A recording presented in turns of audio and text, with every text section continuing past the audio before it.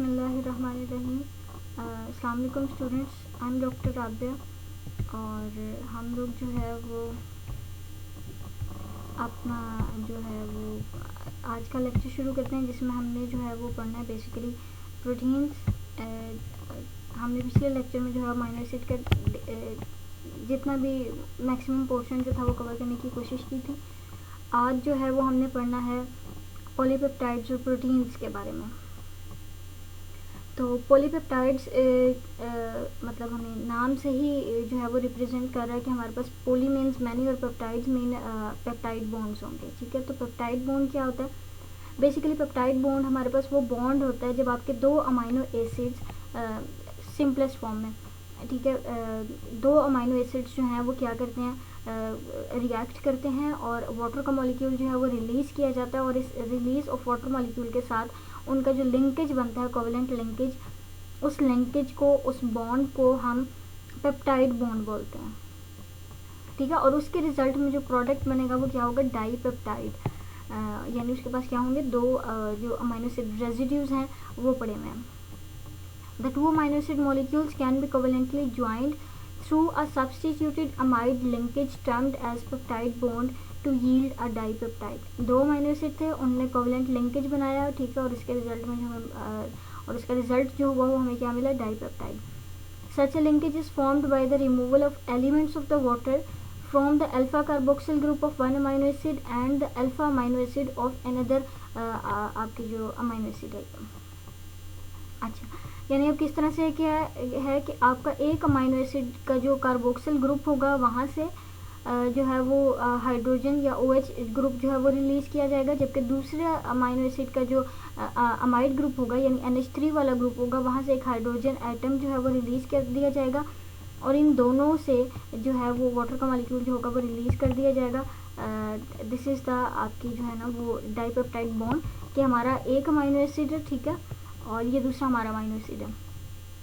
इसमें क्या होगा कि हमारे पास हाइड्रोजन और OH बॉन्ड जो है वो क्या होगा, मतलब ब्रेक डाउन होगा और इस तरह से वाटर का मॉलिक्यूल जो है वो रिलीज़ कर दिया जाएगा and this will result in the dipeptide formation. ठीक हो गया। The next is this linkage is called the peptide linkage. ठीक हो गया, ओके जी। The peptide bond formation is an example of condensation reaction, a common class of reactions in the living cells। अगर आपको very first lecture याद हो तो हमने उसमें कंडेंसेशन रिएक्शंस पढ़े थे कि हमारे पास बेसिकली कंडेंसेशन रिएक्शंस होते क्या हैं कि जब हमारे पास स्मॉलर मॉलिक्यूल्स मिल के वाटर मॉलिक्यूल को रिलीज़ करते हैं और एक नया मॉलिक्यूल या एक लार्जर मॉलिक्यूल जो है वो प्रोड्यूस करते हैं। These are the condensation reactions. To make the reaction thermodynamically more favorable, the carboxyl group must be chemically modified or activated so that the hydroxyl group can be more readily eliminated। ठीक है, अब हम क्या कर रहे हैं, इस reaction को प्रोसीड करने के लिए हमें क्या रिक्वायर्ड है? OH का रिलीज रिक्वायर्ड है ताकि वाटर मॉलिक्यूल बने और हमारा जो है पेप्टाइड लिंकेज बन सके। तो वो यही कह रहा है कि हमारे पास थर्मोडायनामिकली ऐसी कंडीशंस, ऐसी फेवरेबल कंडीशंस जो है वो प्रोड्यूस करना है ताकि हमारा ये OH बॉन्ड जो है वो टूटे, ठीक है, और इस OH बॉन्ड के रिलीज़ होने से हमें जो है पेप्टाइड लिंकेज बन सके। हमारा बेसिक पर्पस ये है कि हमने इस कार्बोक्सिल ग्रुप को एक्टिवेट करना है या इसको मॉडिफाई करना है ताकि ये जो है बॉन्ड पेप्टाइड बॉन्ड फॉर्मेशन में जो है वो इन्वॉल्व हो। ठीक हो गया। The next is the three amino acids can be joined by the two peptide bonds to form a tripeptide. Similarly, the amino acids can be linked to form the tetrapeptides, pentapeptides and so on।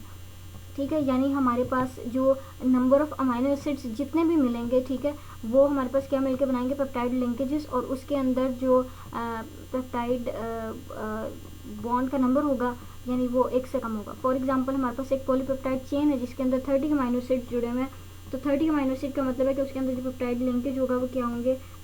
29। ठीक हो गया, okay जी, यानी एक कम होगा total से। The next is when a few amino acids are joined in this fashion, the structure is called oligopeptide। ठीक है, यानी जैसे हमने वहाँ पे कार्बोहाइड्रेट्स में पढ़ा था, इसी तरह से हम यहाँ पे भी पढ़ रहे हैं कि जब हमारे पास fewer number of amino acids जो होंगे जुड़े में होंगे, बॉन्डेड होंगे, तो that structure will be the oligopeptide.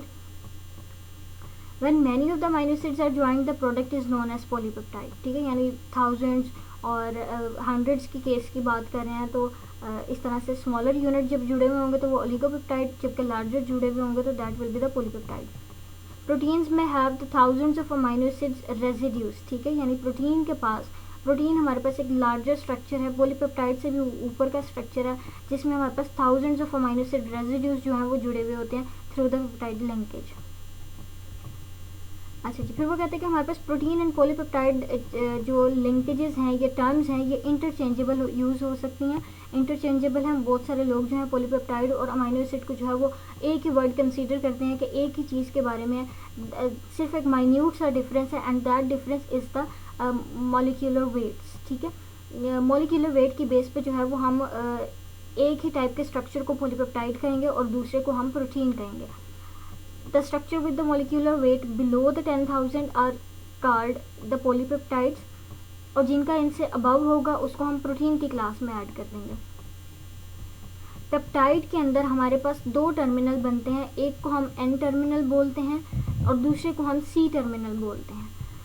अब एन टर्मिनल हमारे पास वो टर्मिनल होगा जिसके एंड पे, जिसके पूरी चेन के एंड पे, फॉर एग्जांपल हमारे पास 5 अमाइनो एसिड्स हैं इन अ चेन, ठीक है, तो हमारे पास एक एंड होगा जिसका जो है वो अमाइड ग्रुप फ्री होगा और दूसरा एंड जो होगा हमारे पास क्या होगा, कार्बोक्सिल ग्रुप फ्री होगा।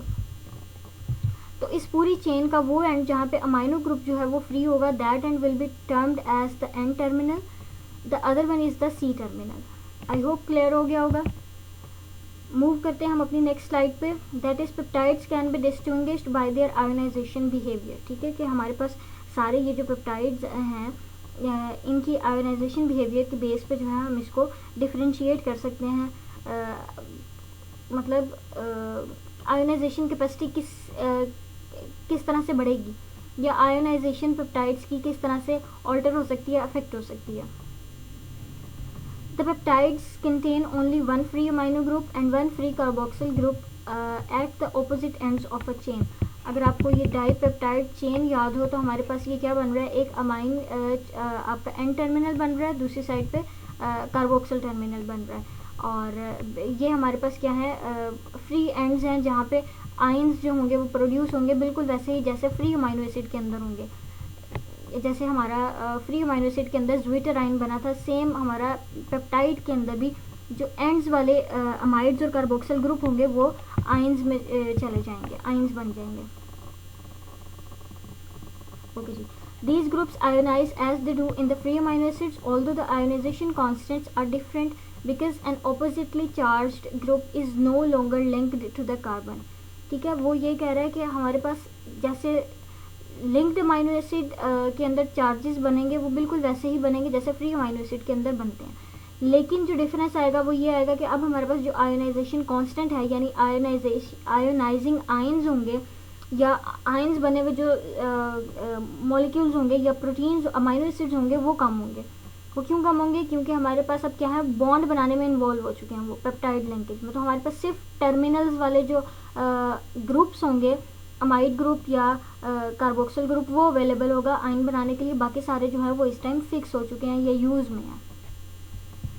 The alpha amino and alpha carboxyl groups of all the non-terminal amino acids are covalently joined in the peptide bonds which do not ionize and so do not contribute to the total acid-base behavior of the peptides। ठीक हो गया, यही बात जो मैंने अभी की है वही लिखी हुई थी। However the R groups, अब वो कह रहा है कि हमारे पास अगर सारी पेप्टाइड चेन के अंदर ये आपके जो है बिजी हैं, एंगेज्ड हैं सारे के सारे जो आयन बनाने वाले ग्रुप्स हैं, तो फिर आयोनाइजिंग कैपेसिटी या आयोनाइजेशन बिहेवियर किस चीज़ पे डिपेंड करता है, that depends on the R group of the amino acids, कि आर ग्रुप के अंदर कितनी आयोनाइजिंग कैपेसिटी है, वो कितना आयोनाइज हो सकता है। जिसकी ज़्यादा होगी उतना मतलब जिस अमाइनो एसिड के पास आर ग्रुप वो वाला होगा जो ज़्यादा आयोनाइज हो सकता होगा, पेप्टाइड चेन के अंदर वो वाला अमाइनो एसिड ज़्यादा होगा तो उस पेप्टाइड चेन की आयोनाइजिंग कैपेसिटी ज़्यादा होगी, क्योंकि उसके पास आर चेन जो है वो है जिसके पास आयोनाइजिंग कैपेसिटी ज़्यादा है। जबकि अगर एक दूसरा पॉलीपेप्टाइड चेन हम कंसीडर करते हैं जिसके पास वो अमाइनो एसिड नहीं है, जिसके पास आर ग्रुप इतना आयोनाइजिंग नहीं है, उससे क्या होगा, वो अमाइनो एसिड्स जो होंगे क्या करेंगे, आयोनाइज नहीं होंगे और उस तरह से टोटल जो आयोनाइजिंग कांस्टेंट होगा वो जो है वो कम होगा या उस तरह से अचीव नहीं किया जाएगा। यहाँ पे उसने यही बात लिखी हुई है कि हमारे पास क्या है कि आर ग्रुप जो है वो आयोनाइज हो सकता है और वो कंट्रीब्यूट कर सकता है acid base behaviour of the molecule के साथ। So the acid-base behavior of the peptide can be predicted from its free alpha amino and free carboxyl group as well as the nature and number of its ionizable groups. So these are the three factors which will contribute to the ionization behavior. कौन कौन से हैं? Free alpha amino group, free carboxylic groups and the nature and the number of R groups. The next is biologically active peptides and polypeptides occur in a vast ranges of the size. कि हमारे पास जो active polypeptides या आपकी peptides chains होंगी वो आया size के साथ रिलेट करती हैं, यानी साइज़ बड़ा है तो वो एक्टिव होंगी, साइज़ छोटा है तो वो एक्टिव नहीं होंगी। Is this statement is true और नॉट? तो इस स्लाइड के अंदर हमने ये पढ़ना है कि बेसिकली क्या चीज़ है जो उनको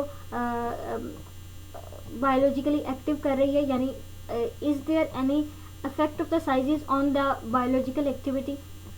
No generalization can be made about the molecular weights of the biologically active peptides in proteins in relation to their function। ठीक है, कोई generalization अभी तक नहीं बनाई गई, कि कोई generalized statement नहीं बनाई गई कि ये होगा तो ये ज़रूरी है। ठीक है, ये general statement नहीं आई अभी तक related to the proteins biological activity।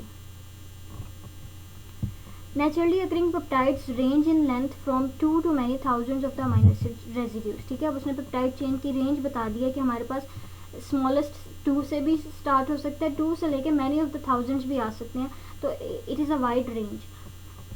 तो अब वो कह रहा है कि हमारे पास क्या है कि कुछ ऐसे स्मॉलेस्ट पेप्टाइड्स भी हैं जो कि बायोलॉजिकली बहुत इंपॉर्टेंट इफेक्ट शो करते हैं।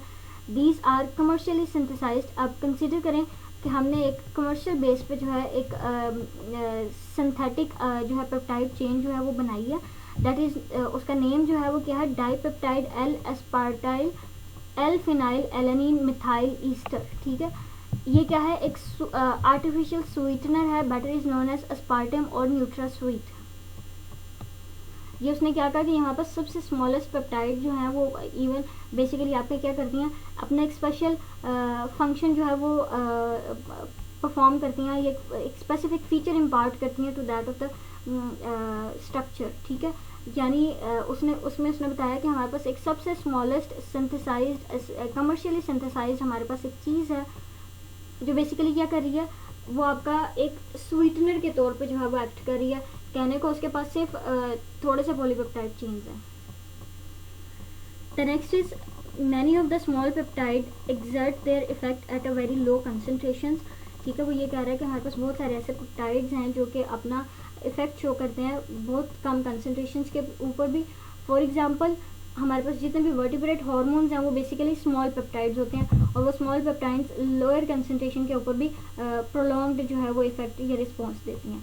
For example oxytocin. ठीक है, ऑक्सीटोसिन जो है वो हमारे पास वो हार्मोन है जो कि सिक्रीट किया जाता है from the posterior pituitary gland, और ये कितने रेजिड्यूज से मिलकर बना हुआ है, ओनली 9 अमीनो एसिड रेजिड्यूज, यानी इस ऑक्सीटोसिन के अंदर सिर्फ और सिर्फ 9 अमीनो एसिड्स जो हैं वो जुड़े हुए हैं, और इसका फंक्शन जो है वो यूट्रस की कॉन्ट्रैक्शन कराना है। द नेक्स्ट इज ब्रेडिकाइनिन, जिसके अंदर अगेन 9 रेजिड्यूज हैं, और ये क्या करता है, इनहिबिट करता है इन्फ्लेमेशन ऑफ द टिश्यूज को। द नेक्स्ट अदर स्मॉल आपका peptide is thyrotropin releasing factor. ये क्या है, 3 रेजिड्यूज पे कंसिस्ट करता है, which is formed in the hypothalamus and stimulates the release of the another hormone known as thyrotropin from the anterior pituitary gland। Basically यहाँ पे उसने सिर्फ ये बताने की जो है ना वो इतने एग्जांपल्स इस बात को जस्टिफाई करने के लिए दी हैं कि उसने ऊपर लिखा था कि हमारे पास ये जो इवन इनका साइज जो है वो स्मॉल है, ये बिलो 10 रेजिड्यूज जो है वो कंसिस्ट किए हुए हैं, उसके बावजूद जो है इनका इतना स्ट्रॉन्ग इफेक्ट आ रहा है। ऑक्सीटोसिन यूट्रस की कॉन्ट्रैक्शन करा रहा है, ब्रेडिकाइनिन इन्फ्लेमेशन को इनहिबिट कर रहा है, ट्रिप्टोफैन जो है वो थायरोट्रोपिन जो है वो हमारे पास क्या कर रहा है, थायरोट्रोपिन रिलीजिंग फैक्टर जो है या थायरोट्रोपिन हार्मोन को जो है वो रिलीज करा रहा है। और इसी तरह से उसने कहा कि हमारे पास कुछ ऐसे एक्सट्रीमली टॉक्सिक मशरूम्स या पॉइजन्स वगैरह हैं जो कि स्मॉल पेप्टाइड पे कंसिस्ट की हुई होती हैं। The next is slightly larger are small peptides, यानी जो इतने बड़े नहीं हैं लेकिन पिछले स्मॉलर से ज़्यादा हैं, यानी अबव 10 चले जाएंगे, ठीक है। मीडियम सपोज करें मीडियम, ठीक है। तो larger are smaller peptides and oligopeptides such as the pancreatic hormones the insulin and glucagon. Insulin जो है वो 2 पॉलीपेप्टाइड चेन्स होती हैं उसकी, one having 30 amino acids and the other one is 21 amino acids. The glucagon is another pancreatic hormone having 29 residues and it opposes the action of insulin. दोनों उसके function बता दिए कि इंसुलिन जो है वो ग्लूकोज की रेगुलेशन कराएगा और ग्लूकागोन जो है वो उसका एंटागोनिस्ट है इंसुलिन का। Next is corticotropin is a 39 residue hormone of the anterior pituitary gland and stimulates the adrenal cortex. Some proteins consist of single polypeptide chain, but others called the multi-subunit proteins have 2 or more of the polypeptides associated non-covalently. अभी तक हमने amino acid से peptides पे गए थे, smaller peptides, medium size peptides, और अब हम जा रहे हैं प्रोटीन्स के ऊपर कि हमने देखा कि हमारे पास ये साइज जो है वो अफेक्ट नहीं करता उनकी बायोलॉजिकल एक्टिविटी के ऊपर, उनके एक्टिव होने के ऊपर। और हमने देखा कि हमारे पास स्मॉलेस्ट साइज के साथ भी जो पेप्टाइड चेन है वो अपना जो है वो 100% रिस्पॉन्स शो कर रहा है। आप लोगों से एटलीस्ट अच्छा जो इतने अच्छे अच्छे मार्क्स लेके भी आए हुए हैं और किसी किस्म का रिस्पॉन्स जो है वो शो नहीं करते। ओके जी, तो हम प्रोटीन पे थे।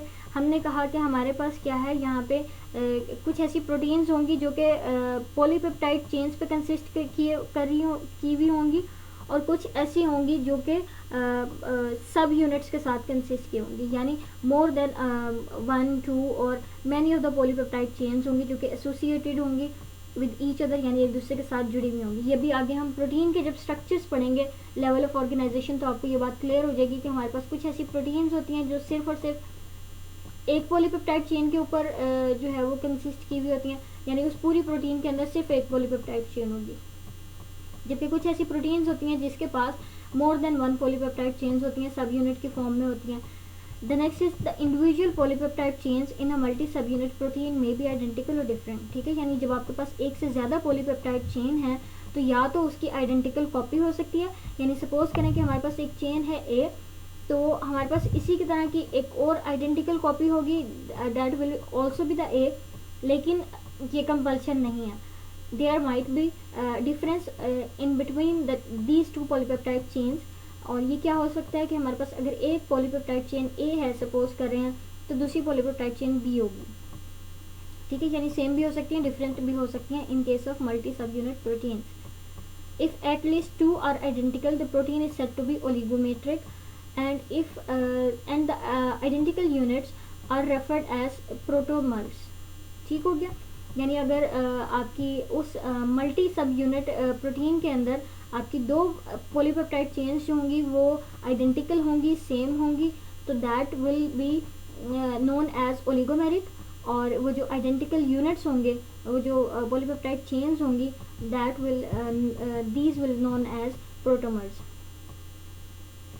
Haemoglobin for example has the 4 polypeptide subunits. इसके पास क्या होते हैं, 4 पॉलीपेप्टाइड चेन्स होती हैं, 2 जो होंगी वो आइडेंटिकल अल्फा चेन्स होंगी और 2 आइडेंटिकल बीटा चेन्स होंगी। All 4 are held together by non covalent interactions, यानी सपोज करें कि हमारे पास 4 जो होंगी वो क्या होंगी, पॉलीपेप्टाइड चेन्स होंगी, जिसमें से 2 आइडेंटिकल होंगी टू द अल्फा और 2 जो होंगी वो आइडेंटिकल होंगी टू द बीटा, ठीक है। और ये क्या होंगी, अल्फा, ठीक है,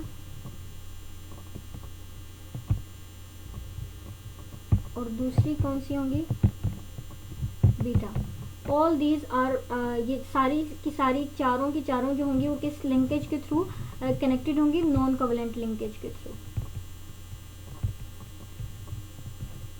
the next is the few proteins contain 2 और मोर पॉलीपेप्टाइड चेन्स लिंक्ड कोवेलेंटली, ठीक है। अब वो पहले उसने बात की कि प्रोटीन्स एक पॉलीपेप्टाइड चेन पे कंसिस्ट कर सकती हैं या मोर देन 1 पे कर सकती हैं। मोर देन 1 के उसने 2 जो है वो ऑप्शंस बता दिए कि या तो आइडेंटिकल हो सकते हैं या डिफरेंट हो सकते हैं।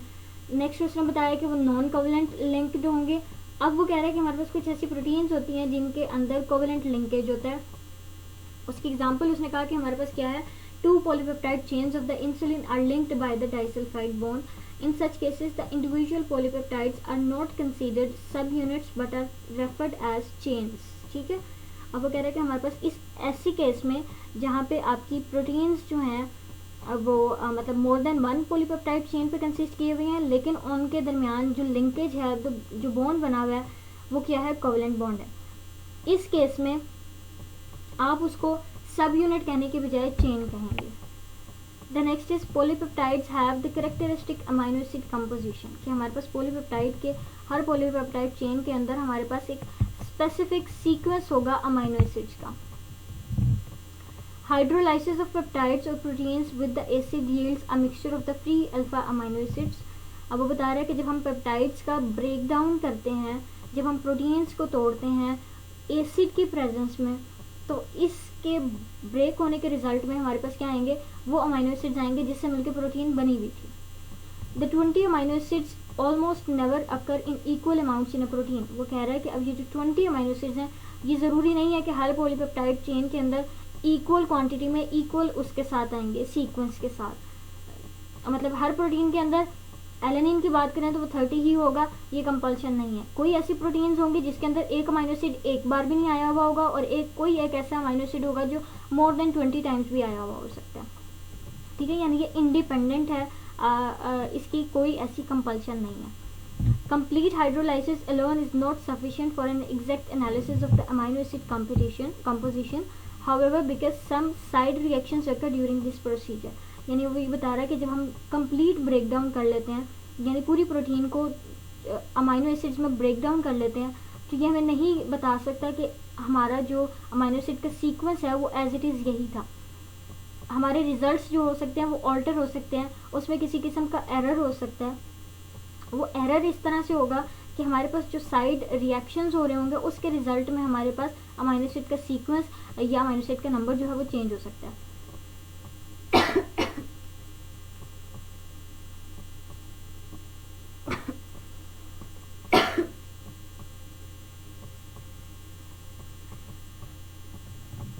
For example, the amide bonds in the side chains of asparagine and glutamine are cleaved by the acid treatment yielding aspartate and glutamate respectively। ठीक है, यानी वो बता रहा है कि उसकी कंपोजिशन जो होगी वो चेंज हो गई है जब आपने पॉलीपेप्टाइड चेन के सॉल्यूशन के अंदर जो है वो आपने एसिड डाला, तो उस एसिड के डालने के रिजल्ट में जो हमारे पास दो अमाइनो एसिड थे अस्पार्जिन एंड ग्लूटामिन, वो कन्वर्ट हो गए इनटू द अस्पार्टेट एंड ग्लूटामेट, यानी किसी और फॉर्म में चले गए। तो इससे क्या हुआ कि हमारी वो जो सीक्वेंस थी या जो कंपोजिशन ऑफ अमाइनो एसिड थी वो ऑल्टर हो गया और हमारा रिजल्ट जो है वो उतना एक्यूरेट नहीं आया जितना हम कंसीडर कर रहे थे। इसी तरह से एक और सिनेरियो उसने दिया है, वो ये कि हमारे पास the side chain of the tryptophan is almost completely degraded by the acid hydrolysis and the small amounts of serine, threonine and tyrosine are also lost. ठीक है, यानी वो ये बता रहा है कि हमारे पास ये तो दो ऐसे थे ना जिसमें अमाइनो एसिड टोटली चेंज हो गया था। इसमें वो कहते हैं कि हमारे पास एक ऐसा फॉर्म भी आ सकता है कि हमारे पास लंबी साइड चेंज होगी, वो कन्वर्ट हो जाएगी इनटू द स्मॉलर वन, और एक अमाइनो एसिड जो होगा वो किसी दूसरे अमाइनो एसिड फॉर्म में चला जाएगा। When a precise amino acid composition is required, the biochemists use additional procedures to resolve the ambiguities that remain from acid hydrolysis। यानी वो ये बता रहा है कि हमारे पास इसकी एक्यूरेसी के लिए मज़ीद जो है वो प्रोसीजर्स होते हैं जो हम परफॉर्म करेंगे, वो हम अभी थोड़ी देर में आगे पढ़ते हैं। अब हम पढ़ रहे हैं लेवल ऑफ ऑर्गेनाइजेशन। प्रोटीन के हमारे पास किस तरह से जो है वो स्ट्रक्चर्स होते हैं। There are the 4 levels of the protein, ठीक है, जो कि हम मोस्टली कंसीडर करते हैं। Primary structure, secondary structure, tertiary and quaternary. अगर आप प्राइमरी स्ट्रक्चर को कंसीडर करेंगे तो हम इसको वेरी सिंपल वे में ये कहेंगे कि हमारे पास क्या होगा कि सीक्वेंस ऑफ अमाइनो एसिड, के एक प्रोटीन के अंदर अमाइनो एसिड्स का सीक्वेंस क्या होगा, तो that structure will be the primary structure. ठीक है, और अगर आप इसको कंसीडर करें, ये हमारे पास अमाइनो एसिड्स हैं जो कि लिंक्ड हैं। ठीक है, प्रोटीन चेन्स बनेंगी इस तरह से, और इस तरह से ये लंबी चेन जो होगी वो क्या कहलाएगी, primary structure. This simplest structure is the primary structure of the proteins, जिसमें हमारे पास क्या है, only the sequence of amino acids, arginine आपका सॉरी ग्लाइसिन, ल्यूसिन आपके, अस्पार्जिनिन, सेरीन, जितने मर्जी आप ऐड कर लें, ठीक है। This is only the sequence of amino acids. ये जो स्ट्रक्चर होगा ये क्या होगा, प्राइमरी स्ट्रक्चर। अब आप इसी को मतलब इसी स्ट्रेट चेन को कंसीडर करें कि ये ट्विस्ट खाई हुई है, ठीक है, जस्ट लाइक द स्प्रिंग। आपके जो रजिस्टर स्प्रिंग वाले जो रजिस्टर्स होते हैं उसके आप स्प्रिंग को एक सीधी कॉइल के तौर पे कंसीडर करेंगे, तो दैट स्ट्रेट आपकी जो स्टील होगी या वायर होगी that will be the primary structure. और जब आप उसको ट्विस्ट दे देते हैं जिससे आपका रजिस्टर के जो पेजेस होते हैं वो बाइंड हुए हुए होते हैं, तो that structure will be the secondary structure, ठीक है। और ये बेसिकली सिर्फ ये इस तरह से ट्विस्ट नहीं बने हुए थे, हमारे पास एक और स्ट्रक्चर आता है जिसको हम बीटा शीट भी बोलते हैं। जो आपके ट्विस्ट वाली बात है वो आपकी बेसिकली क्या है कि उसमें वो अल्फा हेलिक्स बने हुए होते हैं, ठीक है।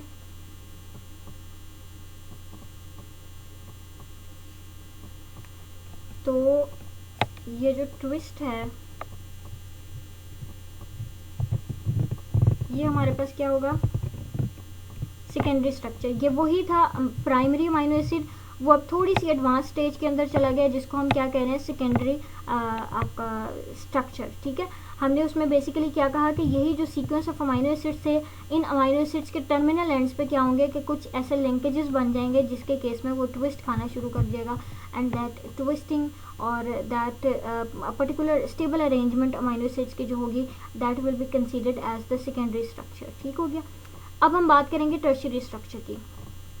ये तो हमारा उसी पॉलीपेप्टाइड चेन के अंदर का लिंकेज, कि उसी पॉलीपेप्टाइड चेन के अंदर मॉडिफिकेशन हुई, उस मॉडिफिकेशन के रिजल्ट में या उस ऑल्टरेशन के रिजल्ट में हमारे पास जो स्ट्रक्चर बना that will be the secondary structure.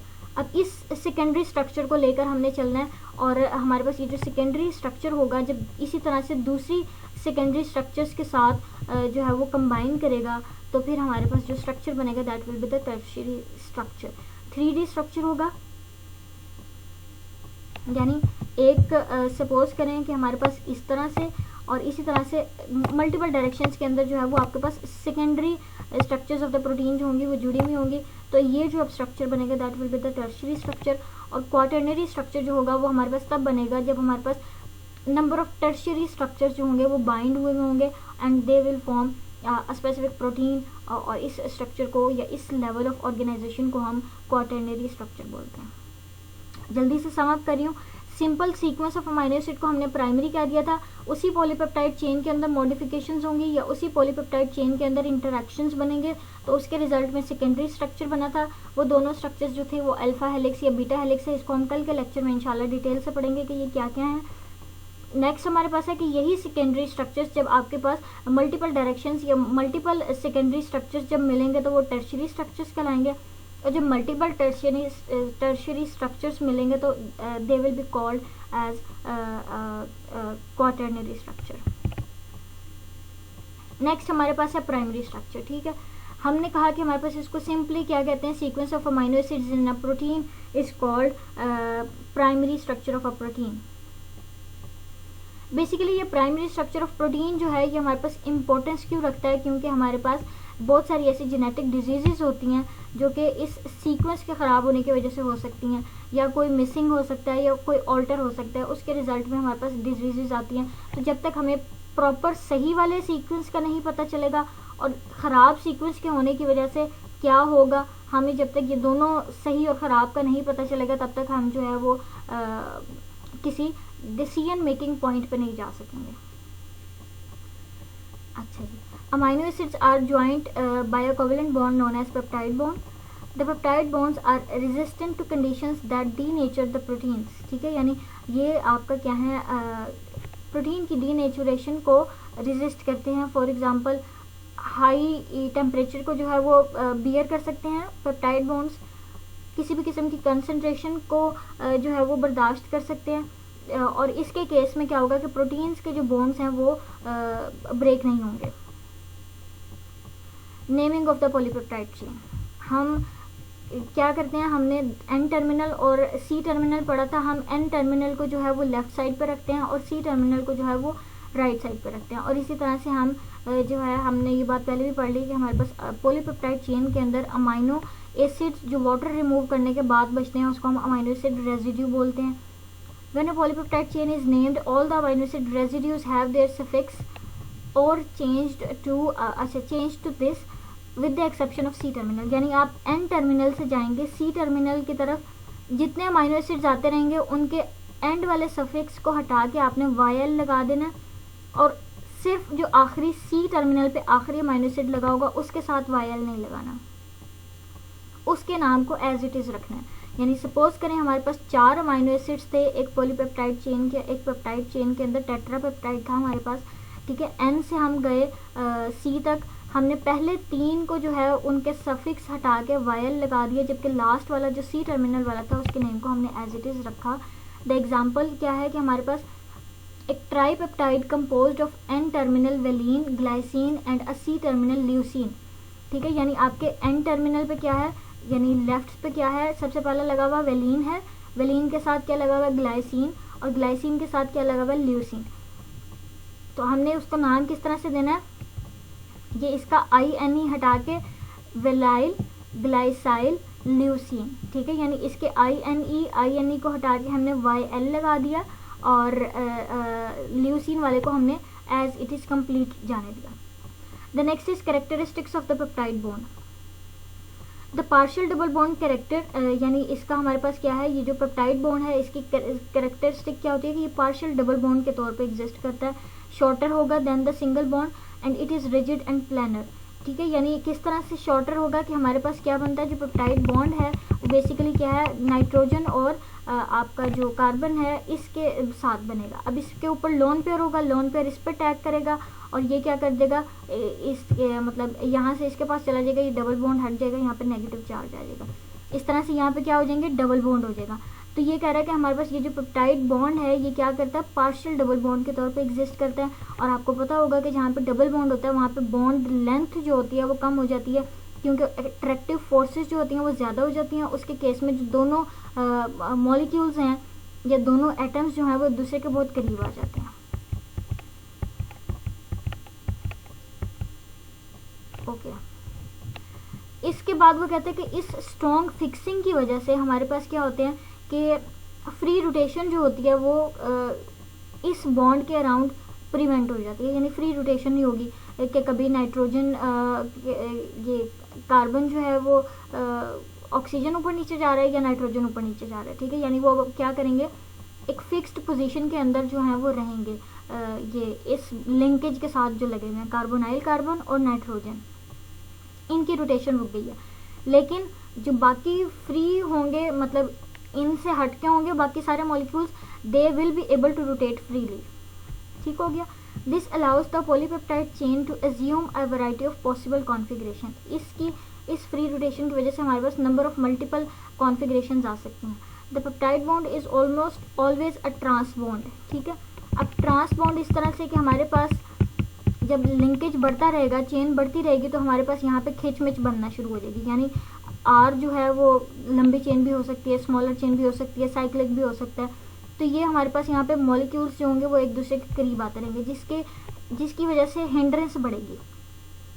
अब इस तरह के मॉलिक्यूल में क्या होता है कि वो ट्रांस फेज में चले जाते हैं, यानी जो रिपेलिंग मॉलिक्यूल्स थे या वो थे कंपोनेंट्स थे वो ऑपोजिट डायरेक्शन में आ गए, ठीक है। This is the trans phase. अगर R1 R2 इधर है, R1 इधर है तो इसका R2 इधर हो जाएगा, ठीक है। तो मोस्टली जो है वो हमारे पास क्या किस उसमें रहते हैं, फॉर्म में रहते हैं, ट्रांस फेज में। ओके जी। Peptide bond is almost always a trans bond in large part because of the steric interference of the R groups when in cis position, ठीक है। ये भी मैंने बताया कि जब सिस पोजीशन में जाएंगे तो आपके हिंड्रेंस होना शुरू हो जाएगी और उसके केस में वो ट्रांस जो है वो फॉर्म में चले जाएंगे। द नेक्स्ट इज कि हमने किस तरह से अमाइनो एसिड सीक्वेंस को जो है वो डिटरमिन करना है पॉलीपेप्टाइड चेन के अंदर। हमने डिफरेंट किस्म के यहाँ पे 3-4 प्रोसीजर्स हैं वो देखने हैं। सबसे पहला तो हमने यही कहा था कि हमने क्या करना है, हाइड्रोलाइसिस करानी है, कंप्लीट हाइड्रोलाइसिस करानी है एसिड की प्रेजेंस में। टेम्परेचर 110 डिग्री सेल्सियस होना चाहिए for the duration of 24 hours. यानी हमने जो भी पॉलीपेप्टाइड का सैंपल लिया उसको हमने एक गिलास ट्यूब के अंदर रखा, उसमें एसिड डाला उसको 110 डिग्री सेल्सियस पे रखा और for the duration of 24 hours. इसके रिजल्ट में क्या होगा कि हमारे पास सारे पेप्टाइड लिंकेजेस जो हैं वो टूट जाएंगे और इंडिविजुअल अमाइनो एसिड जो होगा वो आ जाएगा। अब इस इंडिविजुअल अमाइनो एसिड के सॉल्यूशन को हमने किसके थ्रू किस प्रोसेस में डालना है, क्रोमेटोग्राफी से गुजारना है। ठीक है, क्रोमेटोग्राफी में बेसिकली क्या होता है कि डिफरेंट जो है ना वो पार्टीशंस बन जाती हैं। हर कोई अमाइनो एसिड जो होगा वो अपने स्पेसिफिक जो है वो मॉलिक्यूलर वेट वाले कंपार्टमेंट में चला जाएगा और फिर इस तरह से हम उसको जो है वो फाइंड आउट कर सकेंगे कि किस तरह से क्या होगा। In this technique, the mixture of amino acid is applied to a column that contains a resin to which a negatively charged group is tightly attached. ठीक है, अब इसने ये जो हमने इंडिविजुअल अमाइनो एसिड का सॉल्यूशन डाला था इसको हमने किस में डाल दिया, कॉलम के अंदर। उस कॉलम के अंदर हम एक रेजिन सॉल्यूशन ऐड कर रहे हैं। इस सॉल्यूशन के ऐड करने से हमारे पास क्या होगा कि जो नेगेटिवली चार्ज्ड ग्रुप होगा वो टाइटली अटैच हो जाएगा। यानी अगर सपोज करें, हमें पता है कि ऑपोजिटली चार्ज जो होते हैं वो अट्रैक्ट करते हैं। सपोज करें अगर कॉलम के पास पॉजिटिव चार्ज था तो हमारे पास ये नेगेटिव चार्ज होगा वो उसके साथ जाके स्टिक कर जाएगा।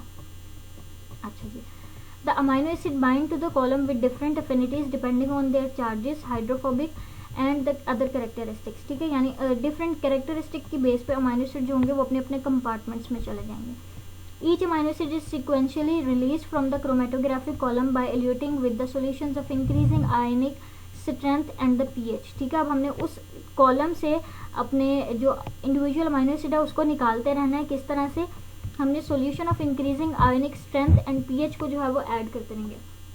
यानी अगर हमने पिछला सॉल्यूशन लोअर पीएच का डाला या हायर पीएच का डाला तो अगला उससे इंक्रीज करते रहेंगे और इसी तरह से आयनिक स्ट्रेंथ जो है वो बढ़ाते रहेंगे। तो इस तरह से हमारे पास जो इंडिविजुअल अमाइनो एसिड्स हैं वो आना शुरू हो जाएंगे। दिस इज़ द ये सारी स्कीमेटिक डायग्राम है। इसमें उसने बताया कि ये हमारे पास क्या है, ये वो कंटेनर है, ये वो क्रोमेटोग्राफी है जिसके अंदर हमने सॉल्यूशन जो है वो ऐड करना है। ये कंपार्टमेंट्स बने हुए हैं, इन कंपार्टमेंट्स के अंदर हमने जो है ना एक राइजिन सॉल्यूशन ऐड करेंगे जिसको हम निनहाइड्रिन बोलेंगे। ये क्या करेगा, इससे हम हीट करेंगे।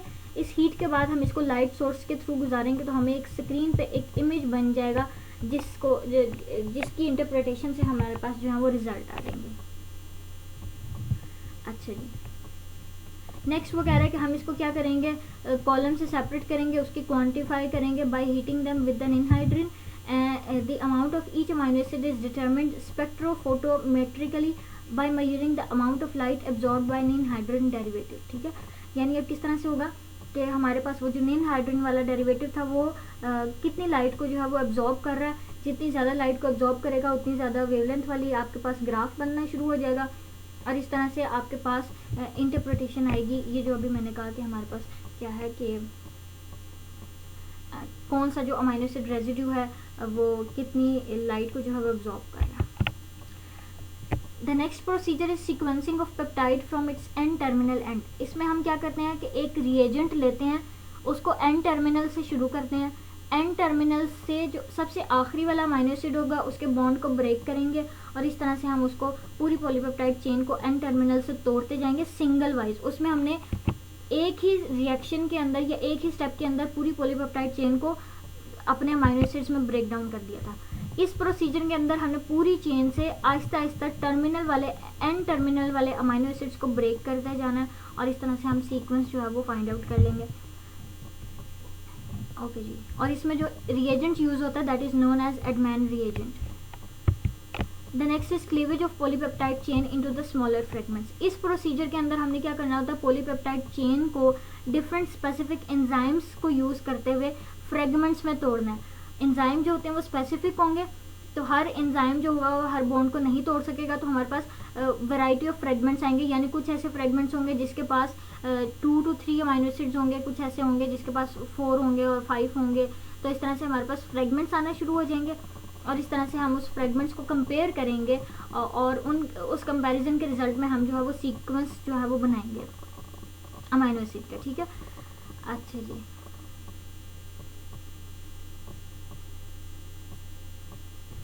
the large molecules are cleaved at a specific sites and results in the fragment sequences by using more than one cleaving agents on separate samples of the purified polypeptide, यानी हमने दो separate samples लिए purified polypeptide chain के, different जो है वो हमने cleaving agents use किए और उनको फिर हम कंपेयर करेंगे और उस कंपैरिजन के रिजल्ट में जो है वो हम सीक्वेंस ऑफ पॉलीपेप्टाइड चेन जो है वो बना लेंगे लाइक दिस। ये हमारे पास क्या था, पॉलीपेप्टाइड चेन थी, हमने डिफरेंट किस्म के जो है वो क्या कहते हैं क्लीवेज रिएजेंट्स लिए, उन क्लीवेज रिएजेंट ने अपने स्पेसिफिक साइट पे जाके बॉन्ड को ब्रेक किया और इसको जब हम कंपेयर करेंगे तो फिर हम इसके रिजल्ट में पॉलीपेप्टाइड चेन जो है वो फाइंड आउट कर सकते हैं। Another way to determine the sequence of amino acids in a protein is the sequence by the DNA sequencing, ठीक है, यानी जो DNA के न्यूक्लियोटाइड का सीक्वेंस है वही हमारे पास क्या होगा, प्रोटीन के अमाइनो एसिड का सीक्वेंस होगा। ये हमारे पास एक इररेलेवेंट मेथड है और अगर इररेलेवेंट मेथड है तो ऑब्वियसली इसकी लिमिटेशंस होंगी। लिमिटेशंस ये हैं कि इस तरह से जो है वो हम डाइसल्फाइड बॉन्ड्स को जो है वो फाइंड आउट नहीं कर सकेंगे कि डाइसल्फाइड बॉन्ड किस पोजीशन पर लगा हुआ होगा, और इसी तरह से जो एंड पे मॉडिफिकेशंस होती हैं वो भी हम इनकॉर्पोरेट नहीं कर सकेंगे इनटू द पॉलीपेप्टाइड चेन की ये मॉडिफिकेशन हुई है और इस तरह से जो है वो प्रोटीन चेंज हुई है ताकि वो सेल से बाहर जा सके। सो इजी वे था, डीएनए की सीक्वेंसिंग से हमने sequence of amino acid of polypeptide chain जो है वो फाइंड आउट कर लिया, लेकिन क्योंकि इनडायरेक्ट मेथड है तो दो लिमिटेशंस थी। एक तो हमारे पास क्या था कि हमें बॉन्ड की पोजीशन का नहीं पता चलेगा और दूसरा मॉडिफिकेशंस का नहीं पता चलेगा। This is all about today's lecture. I hope आपको समझ आ गया होगा।